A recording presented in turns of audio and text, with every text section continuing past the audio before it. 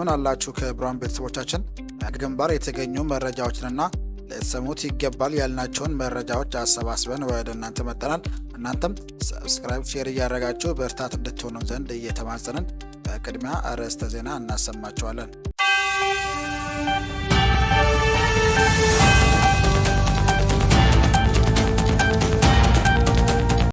ህዝባዊ ውይይቶቹም እንደቀጠሉ ናቸው። ከኛ ጋር ስትሆኑ የምትሰሙት ዘገባችን ነው። በአማራ ፋኖ ብሔራዊ ኃይል ምስራቅ አማራ ቀጠና ሜሌክ ዕዝ ግዙፍ ላስታ ጄኔራል አሳምነው ጽጌ ኮር ስር ተፈራ ማሞ ክፍለ ጦር በጠላት ኃይል ላይ ደፈጣ በመጣል ከፍተኛ ድል ተቀናጀ።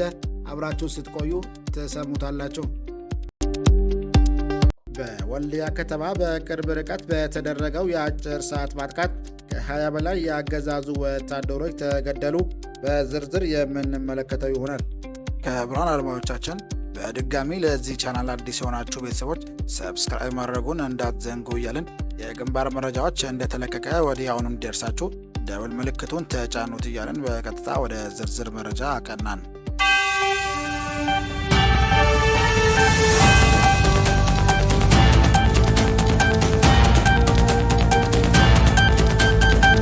ለመጨረሻ ጊዜ የአማራ ፋኖ በወለጋን እናጠፋለሁ ብሎ ከየአቅጣጫው ተሰባስቦ ተማምሎ የገባው የኦሮሚያ ጥምር ጦር በድሮንና በሄሊኮፕተር ቢታገዝም ከሞት አልተረፈም።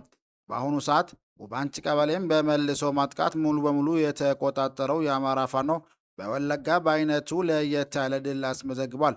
ጦርነቱ ከጀመረበት የ2 ሰዓት መንገድ እያራወጠ እየነዳው ይገኛል። ጫካዎቹ በቡትና በቁስለኛ ተሞልተዋል።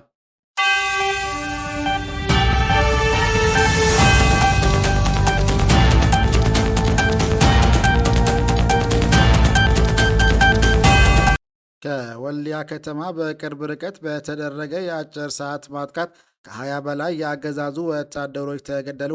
ሜሌክ ዕዝ የሰሜን ወሎ ዞን መናገሻ ከሆነችው ከወልዲያ ከተማ በውስን ኪሎ ሜትሮች ርቀት ላይ በምትገኘው ጃርሳ ቀበሌ ዛሬ ህዳር 12 2018 ዓ.ም አመሻሹም ባካሄደው የአጭር ሰዓት ማጥቃት በጠላት ላይ ከባድ ጉዳት በማድረስ ድል በድል ተቀናጅቶ ማምሸቱን ለመረብ ሚዲያ በላከው መረጃ አስታውቋል። እዙ በ3 ክፍለ ጦሮች ስር ከሚገኙ ሻለቃዎች የተወጣጡ ውስን የፋኖ ቃኞችን ብቻ በማሰለፍ በጥቂት የሰው ኃይልና በአጭር ሰዓት ባካሄደው ፈጣን ማጥቃት ከ20 በላይ የብልጽግና ቡድን መከላከያ ሰራዊት አባላትን ሲገድል በርካቶቹን ለከፋ ጉዳት ዳርጓል። ጸረ አማራው ኃይል በዚህ ምሽት ቁስለኛና አስክሬኑን በበርካታ ተሽከርካሪ ጭኖ ወደ ሼህ መሐመድ ሁሴን አላሙዲን ስታዲየም እያጓጓዘ ይገኛል።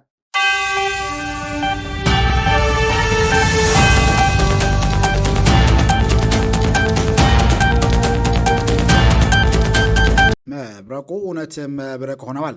ቦጣ ከተማ ኮሊሳ ላይ ጠላት ተቀጥቅጠዋል። ህዳር 12 2018 ዓ.ም አይበገሬዎቹ በተግባር አስመስክረዋል። ስምና ምግባር ማለት ይህ ነው።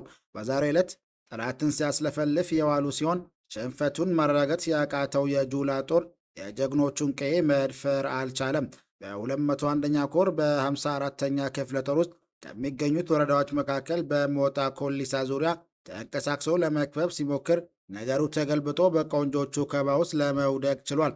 መብረቆቹ ጠላትን በመውጫ አሳተው የብርሃኑ ጆላ ጦር በየቦታው ሲዝረከረክ የዋለ ሲሆን ከ11 በላይ ጠላት የተደመሰሰ ሲሆን በርካታ ቁስለኞችን በአምቡላንስ ሲያመላልስ አርፍዷል። ሄዶችን ብትር መቋቋም ሲያቅተው አስክሬንና ቁስለኞቹን ለማንሳት ከከበባው ለማውጣት ከሞጣ ተጨማሪ ኃይል ዙ23 በማስመጣትና ለማምለጥ ቢሞክርም የተማረከው ተማርኮ ሞትና ቁስለኛውን አስታቅፈው ሸኝተውታል።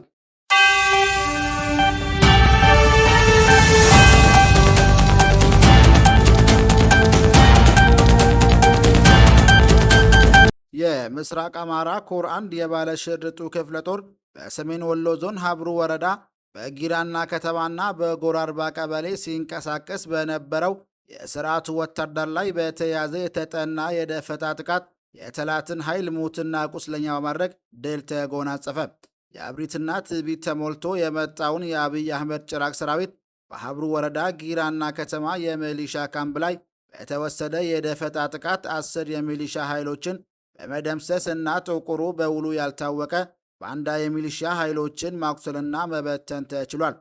በሌላ የአውደ ውጊያ መረጃ ጊራና ከተማ ላይ በተሰነዘረው የደፈጣ ጥቃት የጠላት ኃይል ከጊራና ወደ ጎረርባ ሲንቀሳቀስ የጠላትን ኃይል ስበት በመድረግ የጠላትን ሰራዊት ወደ ሞት ምድብ ስቦ በማስገባት ገሚሱን ሙትና ገሚሱን ቁስለኛ እንዲሁም እንዲበተን ማድረግ ተችሏል። ዛሬ ህዳር 12 2018 ከረፋዱ 10 ሰዓት እስከ ቀኑ 4 ሰዓት ድረስ በቆየው አውደ ውጊያ የጠላትን ቅጥረኛ ሰራዊት ወደ መሬት በግስሎች ነፍጥ እየተፈለገ የተረፈረፈ ሲሆን ከፊቱ የሚነጠፈውን ጓዱን የተመለከተ ጠላት ለተወሰነ ሰዓት ባለበት ቆሞ ሞዴስ ናፈቀኝ ብልም ጉሮሮውን ቢያላዝምም ገስላው ፋኖ ወደፊት በማጥቃት ከሞደስ ናፍቆት ወደ ማይቀረው ሲኦል ሸኝቷል።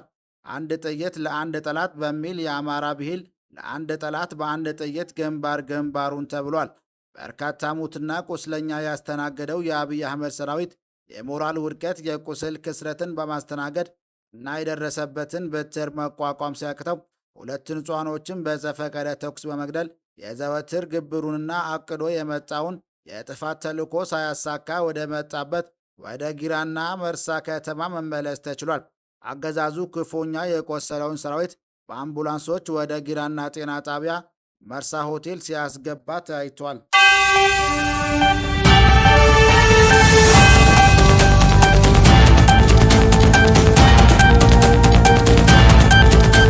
ህዝባዊ ውይይቶቹ እንደቀጠሉ ናቸው።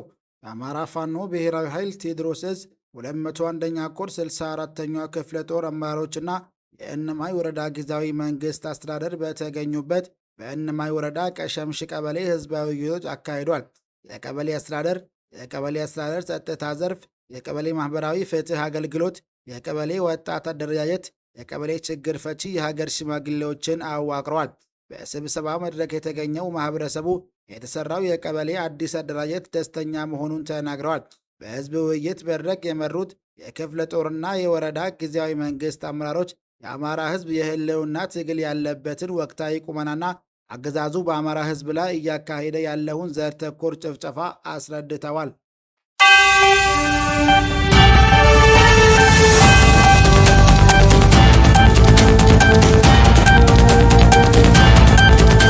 የአማራ ፋኖ ብሔራዊ ኃይል በምስራቅ አማራ ቀጠና ምኒልክ ዕዝ ግዙፍ ላስታ ጄኔራል አሳምነው ጽጌ ኮር ስር ተፈራ ማሞ ክፍለ ጦር በጠላት ኃይል ላይ ደፈጣ በመጣል ከፍተኛ ድል ተቀናጀ። በክፍለ ጦሩ ስር የሚገኘው ሁለተኛ ሻለቃ ሻምበል ሀብታሙ ሻለቃ ህዳር 12 2018 ዓ.ም ከቀኑ 6 ሰዓት ላይ ጠላት መነሻውን ከአይና ከተማ ወደ ቋሮ 010 ቀበሌ በማድረግ ላይ ያለ ካሰበው ሳይደርስ መስቀል ክርስቶስ 03 ቀበሌ ላይ ደፈጣ መጣል የአገዛዙን ብልጽግና ወንበር አስጠባቂ ሰራዊት ከ10 በላይ ሲደመሰስ ከ15 በላይ ቁስለኛውን ይዞ ተመልሷል። መዳረሻው ድልና ነጻነት የሆነው የአማራ ህዝብ የህልውና ተጋድሎ ተጠናክሮ ይቀጥላል ሲል የአማራ ፋኖ ብሔራዊ ኃይል በምስራቅ አማራ ቀጠና ግዙፍ ላስታ ጄኔራል አሳምነው ጽጌ ኮር ጄኔራል ተፈራ ማሞ ክፍለ ጦር ቃል አቀባይ አርበኛ ፋንዶ ሽፈራው አለልኝ መረጃውን አደርሷል። ለዛሬ ይደርሳችሁ ይገባል ብለን ዜና ዜና ፈጣሪ እንዲያገናኘን እየተለየ መልካም ጊዜ እንመኝላችኋለን።